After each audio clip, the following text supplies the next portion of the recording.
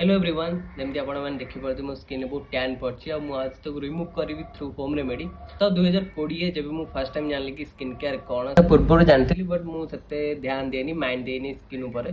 तो जुआड़े चाहे मुझे खरारे पढ़ाए बहुत जोर खरा हो खरारे जाकि बुलूथु स्कूल कॉलेज गला बेले माइंड रखुना के खरा होते मिनिमम हो पार आम सन एक्सपोजर को आसवा कथा 2020 पर जो स्किन केयर कली मेजर डिफरेन्स जना पड़ा। तो से मुझे स्किन केयर करे एक्चुअली कौन हुए ना जिते आम सन एक्सपोजर आसू से टैन पड़ा 5 मिनिट भितर पूरा टैन पड़ जाए आवाई बेले बेले बहुत टाइम लगी जाए माने मसे 2 मास भी बेले बेले लगी जाए जिते आम चाहिए ट्राए करवा आम जिते कम सन आगू आसवा एबे भी बाहर को जाकि देखिपे टैन पड़ जाए।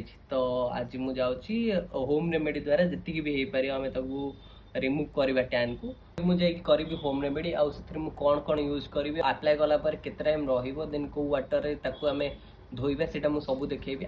तो मुझे पॉलिथिन रे मोर सब होम रेमेडी रखी जिनस। तो ये फास्ट रखी देखिपे यहाँ हूँ मोर रोज वाटर जोटा कि मुझे रखी गोटे आलोवेरा जेल डबारे।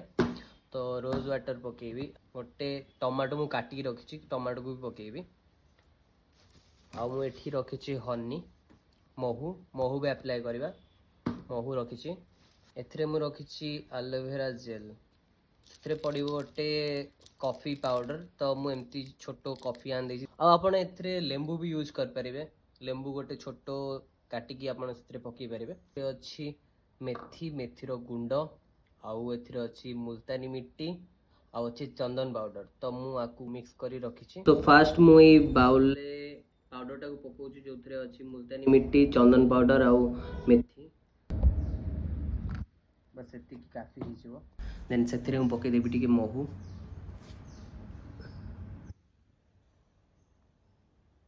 तो मुझे पकईदी आलोवेरा जेल पड़ा टी रोज वाटर देन मुझे पकई दूसरी टमाटो जोटा मुझे काटिकी रखी टमाटो ये पकई दूसरी और लास्ट में पकईबी कॉफी को। तो कॉफी मुझे पकई देछि आउ जदि आप चाहिए ए दही भी ऐड करें आमर होम रेमेडी हो रेडी एबे आम अप्लाई करवा। तो बहुत लोकंकर मिसकनसेप्शन एबे जाए भी अच्छी कि स्किन केयर खाली झील मैंने करती बट सेमती किसी भी न थाए आज पर्सन आमको स्किन रो बॉडी रो सब पार्ट रो हेयर रो फिटनेस रो सबुर हेल्थ रो सबुर केयर नवा कथा।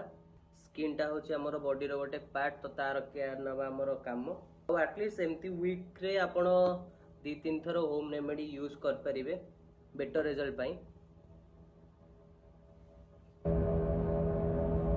फेस रे अप्लाई करदे देन 15-20 मिनिट एमती छाड़ीदे सुखापी फेस रे अप्लाई कलापर नेक रे भी आपन जदि टैन पड़छि देन नेक रे भी आपन अप्लाई कर परिबे। पेमेंट लगेला पर एबे 15-20 मिनिट सरी जाइछि सुखी जाइछि फेस रे पूरा। तो एबे जाय कि हमें भलरे वॉश कर नबा। तो एबे मु फेस को भलरे धोई सारछि और एबे सुखिला कपड़ा टे पुछि देबी किछि डिफरेंस आपन देखि पड़थि मते लागुछि किछिटा टैन गला बडा लागुछि फील होछि आउ सेमति केही भाबिबेनी कि एटा अप्लाई कला पर आपन पूरा माने गोरा हेछि सेमति किछि भी न थाए बस टैन टा ही रिमूव करते आउ सेटा भी गोटे थर रे हुएनी आपन वीक रे 2-3 टाइम्स मु सजेस्ट करबी 2-3 टाइम्स आपन यूज करंते होम रेमेडी आपन को बहुत बेटर रिजल्ट मिलिबो और टैन भी बहुत जल्दी रिमूव हो। सो दैट्स इट आज वीडियो रे एतिक थिला और नेक्स्ट वीडियो रे देखि मु स्किन रे कोन कोन प्रोडक्ट यूज करे और आपन माने को प्रोडक्ट आपन स्किन अनुसार कोन यूज कर परिबे सेटा आपन को मु सजेस्ट करबी।